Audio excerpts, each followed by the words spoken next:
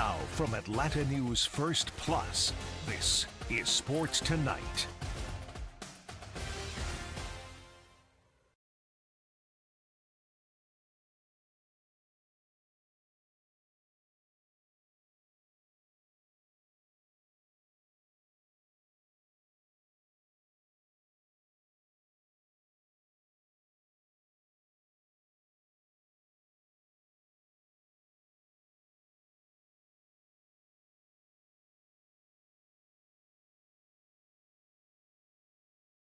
Here we are. So much going on, especially I would say like in the world of baseball, given the fact that we've got a regional in Athens this weekend. UGA and Georgia Tech both playing in that regional. Obviously UGA is hosting, so they are the #1 seed. And then you've got 2 UNC Wilmington, 3 Georgia Tech, and 4 Army. So in that first game Friday, Ellie, we'll see UGA face off against Army. That game's at 1 o'clock from Foley Field. And then the nightcap is going to be Georgia Tech taking on UNC Wilmington. The last time Tech played at UGA in the postseason, it was 2008, so it's been a minute. They finished runner-up that year at that regional. But I feel like if I had to pick a team of the 4 that's going to make it out alive, it's going to be Georgia. I don't know if you've seen the way they played this year, but Charlie Condon. I heard that's a familiar name. Yeah, Charlie Condon out of Marietta is in ESPN's latest mock draft for the MLB draft coming up here in July. He is the #1 prospect, the #1 overall pick. I hope he enjoys Cleveland. And so that would be Cleveland. That would be Scott's Cleveland team, who has right now the #1 overall pick. But yeah, he is so fun to watch. He hits home runs like it's nothing. He's broken UGA records. He's broken NCAA records. He's on the verge of breaking more. So if he is nearly as hot as he has been all season, I think UGA will move on to a super regional. But, you know, you can't take anything away from Tech. Tech is a good team. They've played solid ball this season. And, you know, we'll see what they do. But we did hear from the team today as they got ready at practice.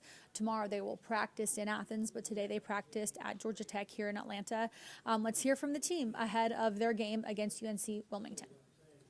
Oh, it's definitely an exciting time. I'm extremely proud of our players, our coaches, our administrators. A lot of hard work goes into getting yourself in position to get rewarded with a regional bid. And we kind of had a tough challenge ahead of us. We got off to a tough start in the ACC this year and had to really beat some good teams down the stretch, particularly in April and May, and we were able to do that.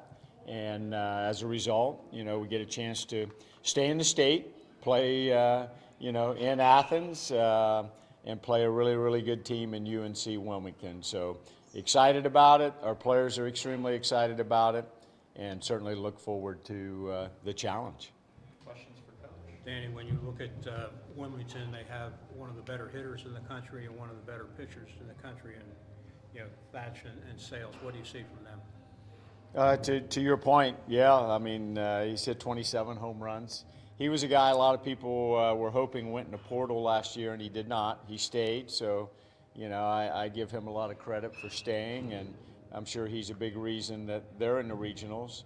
The pitcher is real. He's an ACC pitcher that they have there, but they've had a great program, a good history of winning baseball. They're a conference champion, and I say that this time of year you're playing a lot of conference champions, or you're playing teams that are in tough conferences that got at-large bids to the NCAA tournament. So everybody's good, everybody's got good players, and that's what makes it exciting and a challenge.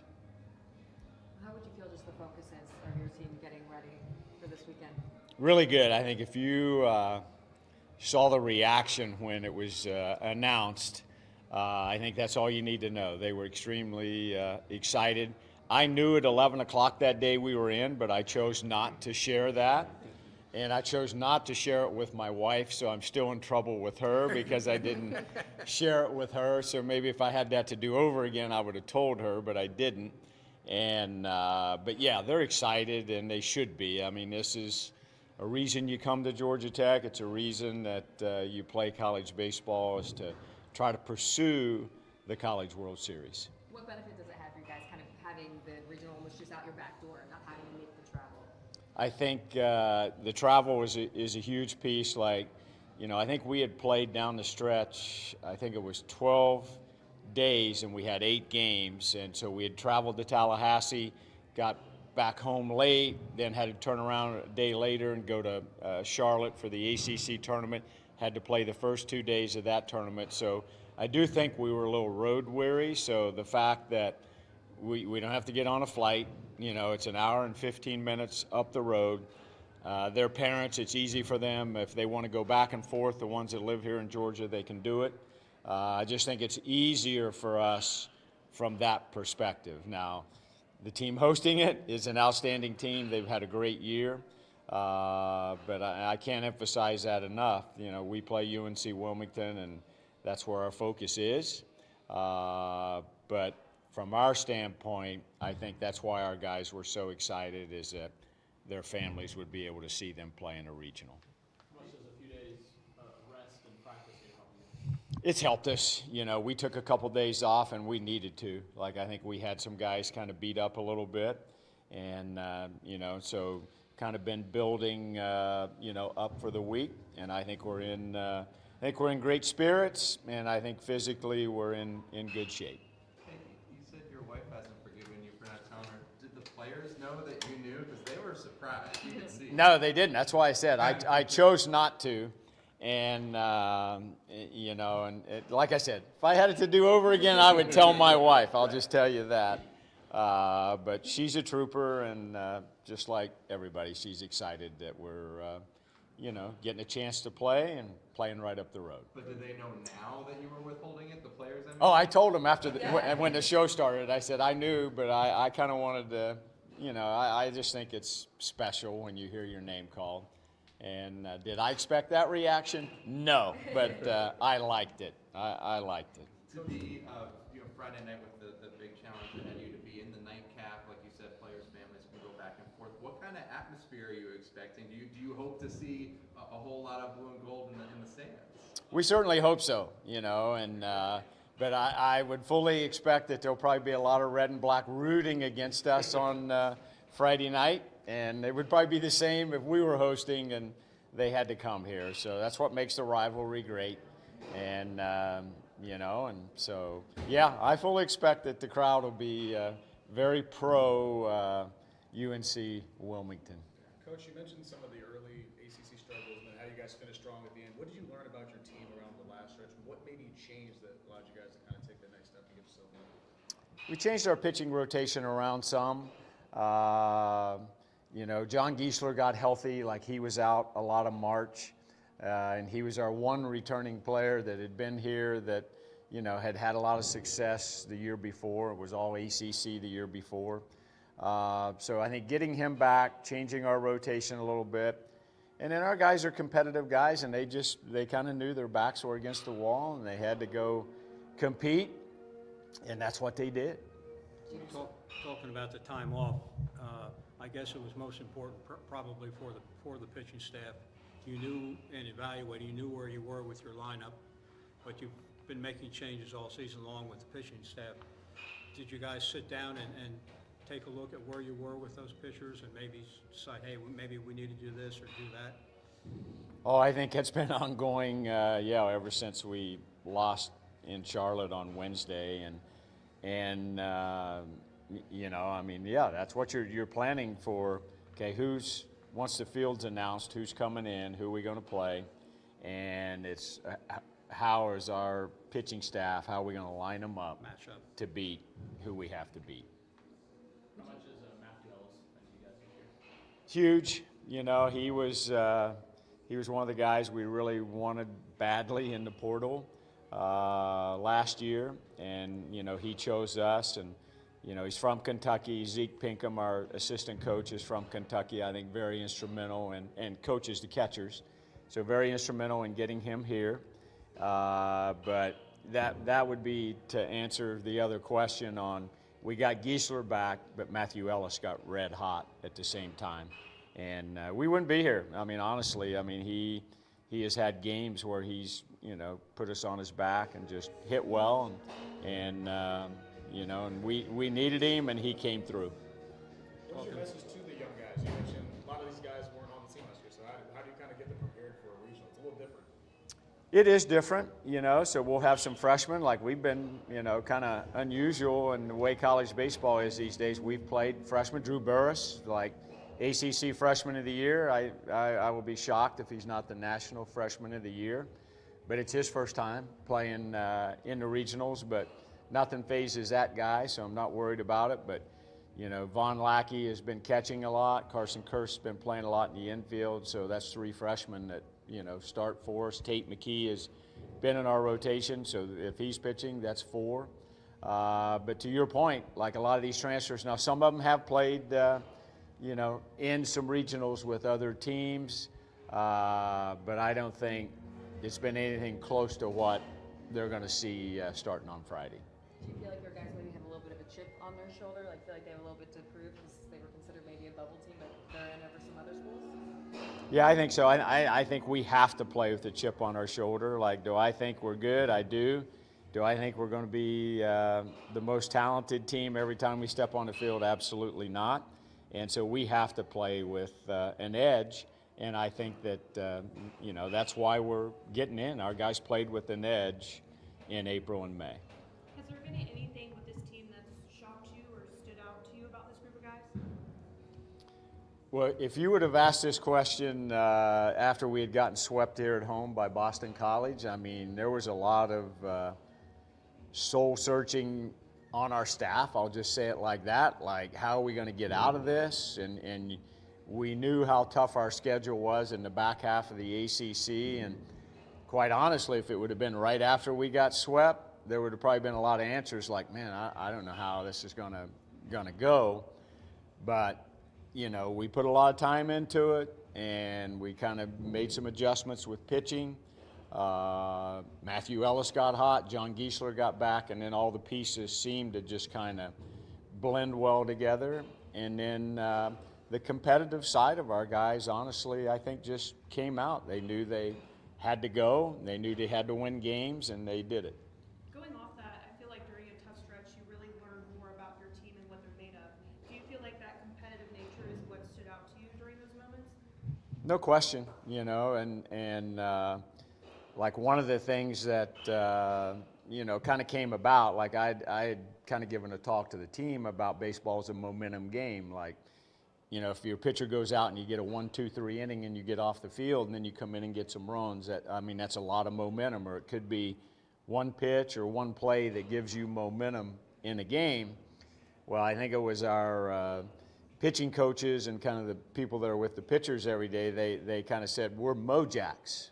And so they got T-shirts printed, Mojacks, and it's like momentum jackets. And that kind of, if you're around the team or you were around the dugout, you would hear that quite a bit. And so I think it was just that, like we got some momentum and we kind of just rode the wave of that momentum. Do a couple more, Coach. Talking about Lackey and Ellis, do you plan to continue to use them like you did the last part of the season? Probably more than likely. Like, Vaughn's a really talented catcher. Ellis is a good catcher. We've used him a lot when Cam Jones has pitched, to have him catch Cam Jones. It just gives us a better lineup. And so, yeah, I would say moving forward, it'll be pretty much the same there. Seems like a simple question, but what will it take for you guys to beat UNC? We got to play well. So we have to pitch well.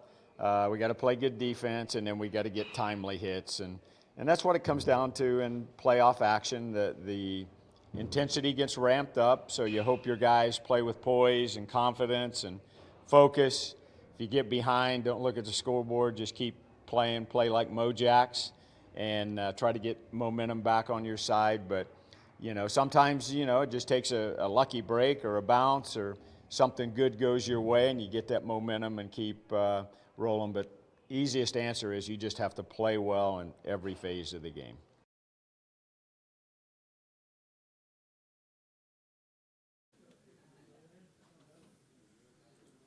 All right, so Georgia Tech getting ready for UNC Wilmington. That's happening on Friday at 7 o'clock from Foley Field. And if you missed earlier, UGA is taking on Army at 1. UGA is the top seed of that regional, which is why they are hosting.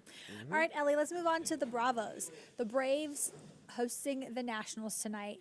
4-game set, game 3 tonight. They're split entering tonight's game. And the most exciting part of game 3 is the fact that we have an MLB debut. MLB debuts are always fun. They are fun, and quite frankly, I don't know what we're going to get from tonight's guy. So Atlanta's right-hander, Spencer Schwellenbach. So for those of you out there who see his last name and might be intimidated by how it's spelled, it's Schwellenbach. He's the one making his MLB debut, Braves uniform. He's coming up from AA Mississippi. And listen, he's 23 years old. He was the Braves' second-round draft pick in 2021 out of Nebraska. But as soon as he was drafted, he had Tommy John surgery, which is why we haven't heard much about him or seen him much. So he had surgery, and he's been rehabbing. He began his season in high Class A Rome and then promoted to Mississippi 2 weeks ago. In 8 minor league starts, I don't know if you've seen this, Ellie, but he's 4-1 with a 1.80 ERA. That'll earn you a call up to the majors. Right. He's struck out 51 in 45 innings. He hasn't allowed a run in 13 innings with Mississippi. So the Braves feel confident that he's ready, and quite frankly, they need him. What are you expecting, or do you look forward to watching this tonight, 7:20 first pitch? Any thoughts at all, Ellie? I mean, of course, I look forward to watching an MLB debuts are always fun. I hope he does well. But at this point, the Braves just kind of need warm bodies on the mound. They do. And this is their downfall almost every single season. It's the pitching. It's they the come pitching. in with high hopes. Of course, you cannot control injuries. You did not know that Spencer Strider was going to suffer a season-ending injury early on in the season. You just didn't know, right? But here we are, and we'll see how, Schwellenbach does tonight. But we did hear from the team on his debut, just a couple hours ago. So let's hear from them. Of course, they all have great things to say. Yeah, I'm excited to watch him. I don't think I've, other than the video I've watched, I've never seen him live, and be exciting day for him. Is it kind of like, I was talking with Charlie, he said he had like 800 innings in the minor leagues before he made his way up, and for Schwellenbach it's like 110. He said it's kind of different these days. Do you kind of see the shift? Way different than it used to be. For better, for worse, or just why is it so different? I guess time will tell. For a player who's making his MLB debut, from a managerial standpoint, when you meet him, what are some of the conversations that you have? And not a lot. I mean, I don't think I need to pollute him with anything, really. I just told him that he was going to be in good hands because Travis was going to catch him today. I'm sure he's excited. Like I say, the first time I ever saw him was yesterday. And a lot of good reports on everything that he's done so far this year. So I just watching. He's got a nice assortment of pitches, and he throws strikes, and there's stuff. I mean, it's pretty. It's impressive arsenal that he has. So, I hope he does really, really well. To bring him up from AA, when you guys have used some AAA guys this year, how nice is it to be in an organization where they will pick that best option, even if it isn't AA? Oh no, it's well, you know what though, I remember when I was managing AA, we sent a lot of guys up here. I mean, it kind of like once they get to AA, you're kind of in the the zone there that you don't feel so bad because it's AA is a really good brand of baseball, and like I say, over the years we brought a lot of guys. For a while there, we were bringing them probably more up from AA than AAA. And he's a college guy and been around a little bit, and played a lot, I'm sure, high-pressure games in college and summer leagues and stuff like that. So, but, this will be a nice challenge for him. Seems like you guys, and like most teams now, have more of their top young prospects in AA than they do in AAA. You have more of the older guys there.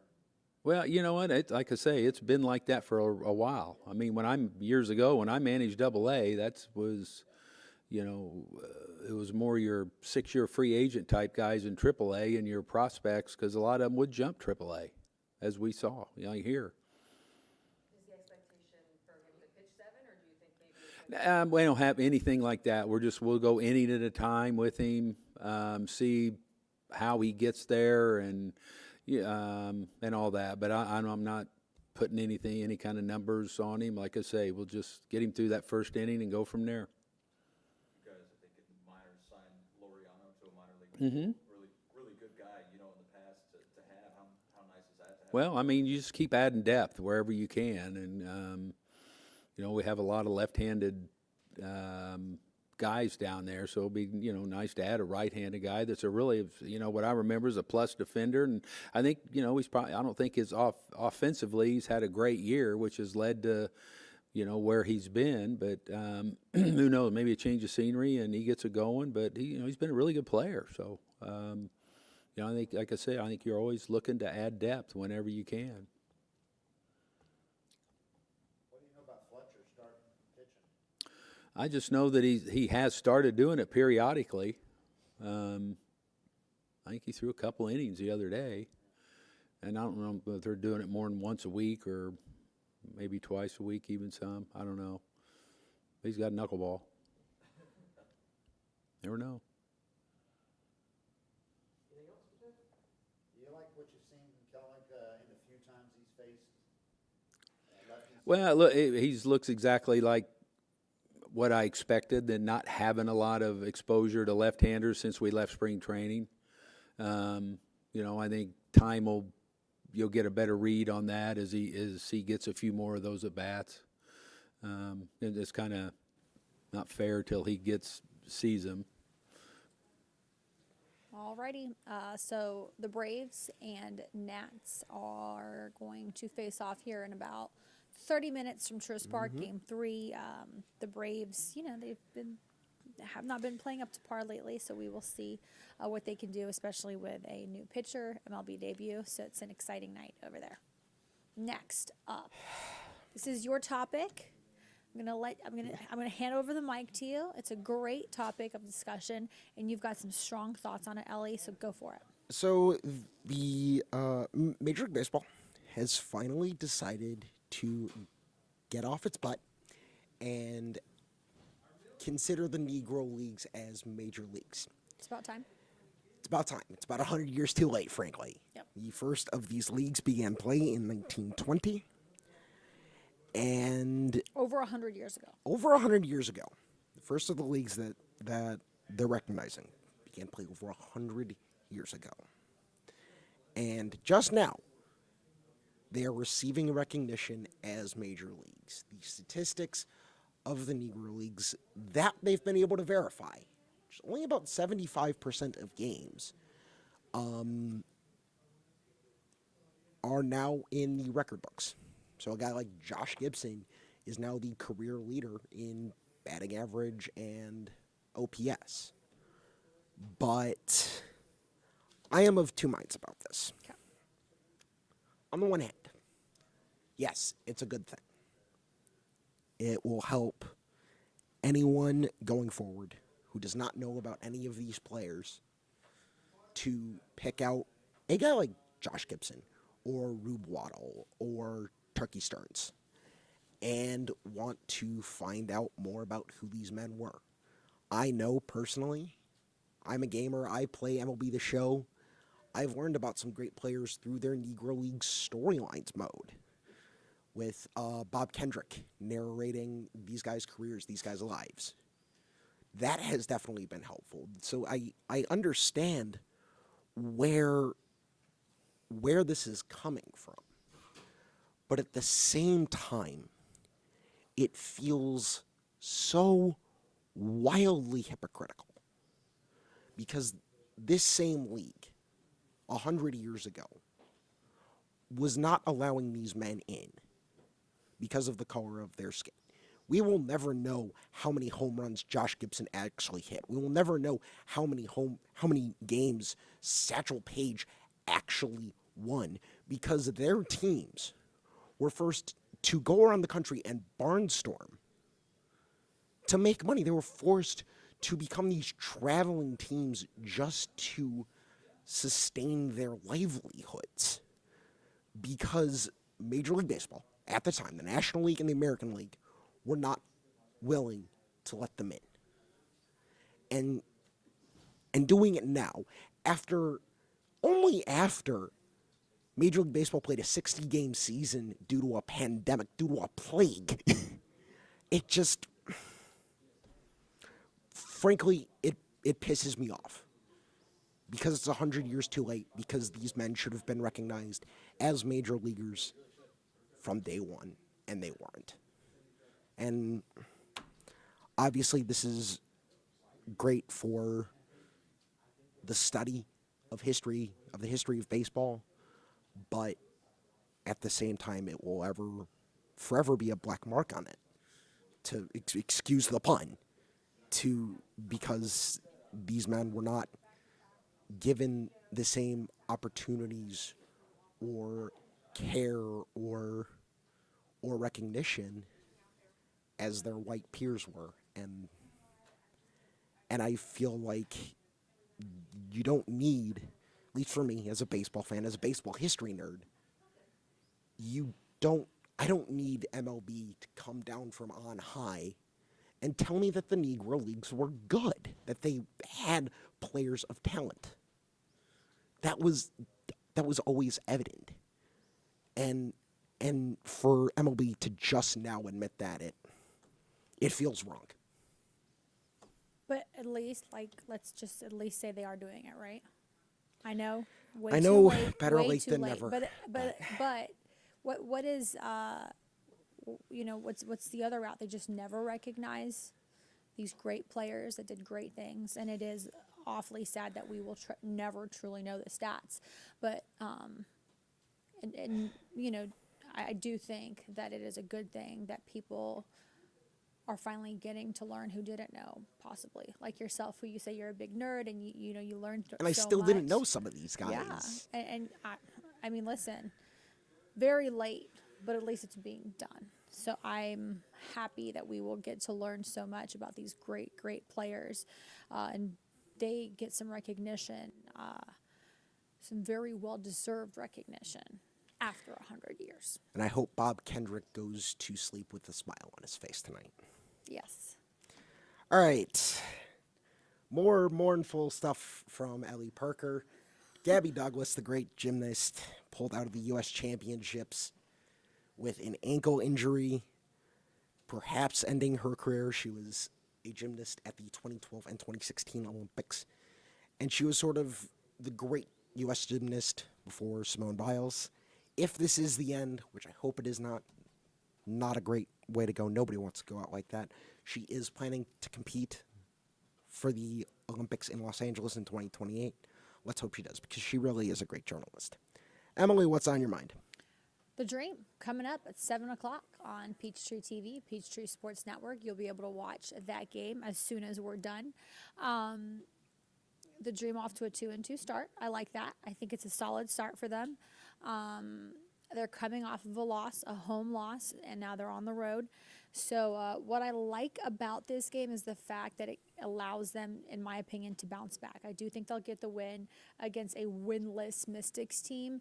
So, they'll be 3-2, entering their game against the Aces on Friday. The two-time defending WNBA champions are going to be in Atlanta Friday night. So that's what I think is good for this team. I think this is a good bounce-back game for them, and I think they'll be able to build some confidence going into Friday night's game against some very talented women. You? Not sports-related. I will keep it as vague as possible. Stephanie, I love you. Stay healthy. Come home safe. Have a good night.